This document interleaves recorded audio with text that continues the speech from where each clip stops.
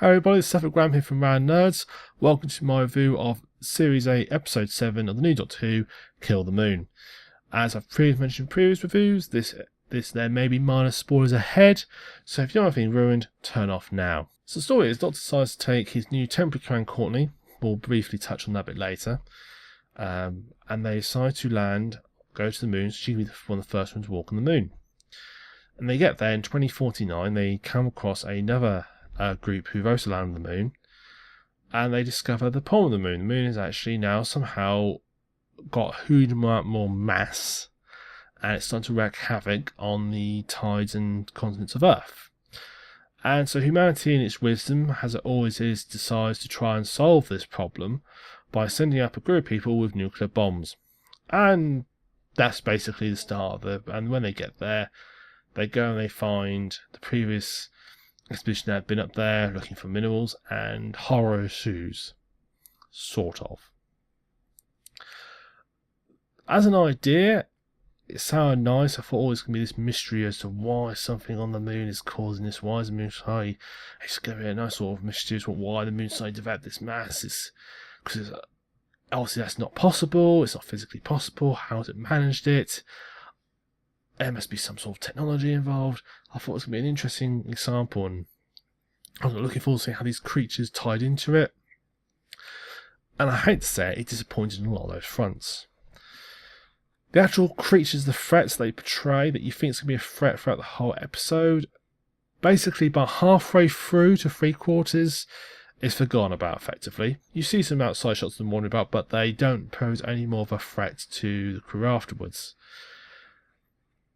I mean, it features some very dumb moments in it as well. That's the trouble.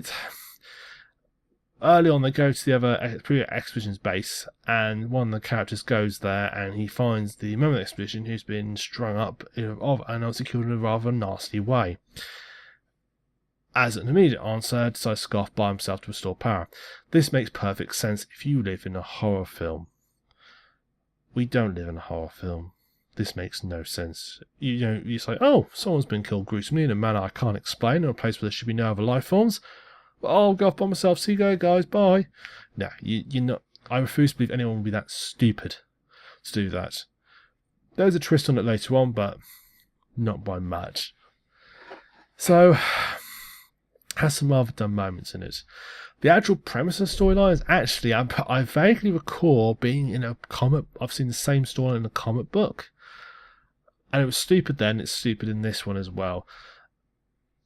Doctor Who's always never been that great when it comes to physics and facts and science. It's never been that heavily followed. This episode, however, pushed my suspension of disbelief just too far. The plotline doesn't make sense. Anyone who's knows basic physics knows that what happened just is not possible with the way it's explained. I can't go into details about why, because that would ruin the episode for you. So I'm not going to lie, but you'll watch it and I'm sure you'll see all the problems that I saw. I'm sure some others have probably gone into the details themselves. I hate kid companions. Just as an aside, I hate kid companions.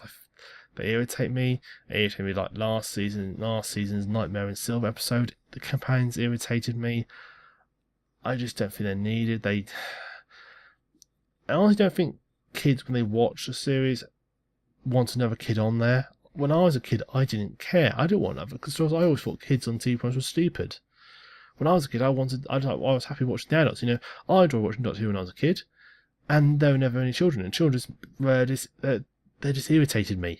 When I say kid, she's 15, so she's not that much of a kid, but still young. I don't want them in there. Production of it is actually really nice. The sets they use, I don't know if it's in a quarry or if it's a set they've made up, looks really good. It looks like the moon surface. Probably nowhere near realistic, but it's enough to make it feel right. And I do accept T-Pro's having to go with what feels right, not say what is 100% right when it comes to their set design or other interactions. Even when it comes down to laws of physics, laws of other science.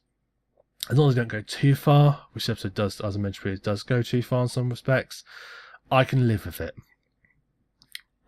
And so all nice things about it. I mean, the shuttle they used, the effects used was really effective. The blending the CGI with the physical sets, I thought was really good. The show is about out of scale, but it could be explained in 2049, so it could be explained as being bigger than previous ones. And some other things that problem with it, the spacesuits they have look like they could be a development of an existing spacesuit. They look like a natural progression over time, which sometimes spacesuits in the two, I know something I can pick up on. In some suits, when they do space, it looks too far advanced. This one looks, I could actually believe it being a natural progression, which is just right. They're just close enough, but different enough to look like a proper progression.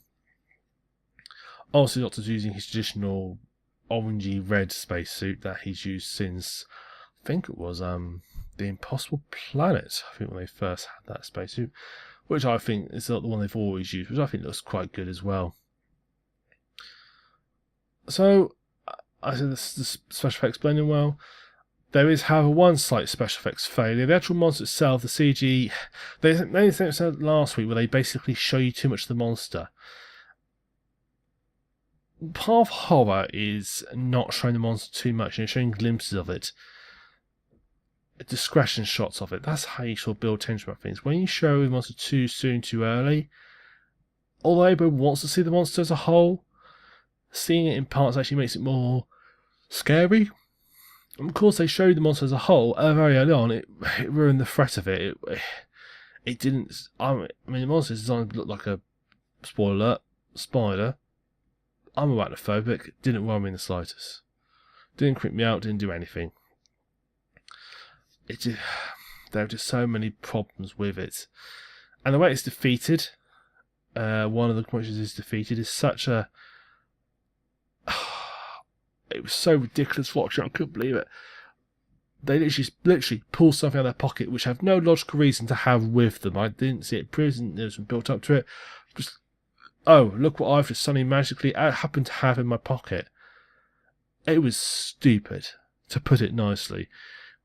It's like, it'd be like if it was a medieval film and he's about to get took out by somebody and all of a sudden he pulls out a 44 caliber Magnum revolver and shoots the bad guy. Oh look, I just happen to have that in my pocket. It just doesn't make sense. It's that similarness of silliness. And you'll see what I mean when you watch it. So final thoughts on Kill the Moon. Slightly disappointed with, if I'm honest. I was expecting a nice horror, sort of sci-fi thriller romp, and I didn't get that. My overall feeling of a lot of these episodes of the past season so far have been build up an idea, get an idea, you think, yeah, this is going, so I can see this is going to be an interesting thing to watch, and then about halfway through just killing it off, forget about it, don't worry about it. They did it in silence early on in the season with the nightmares. They did it again this one with the threat. By the time about 2/3 in, you might as well not worried about them. They might have forgot putting shots. They put some shots in to show them calling over the moon surface just to make you remember they're still there. They don't make any sense. They just don't have any part to play, and it turns to a morality part, which is nice, but it draws on way too long. So, yeah, it's got its problems.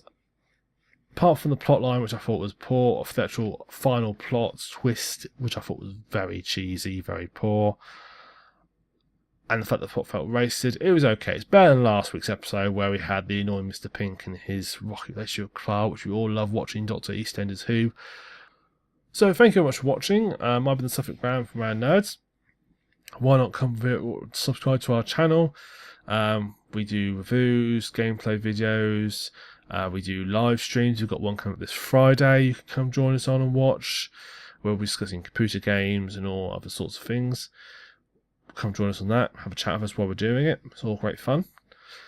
And if not, I look forward to seeing you next week on the next episode of Doctor Who, which features a train in space. So I look forward to seeing you next time, guys. Thank you very much for watching. See you later.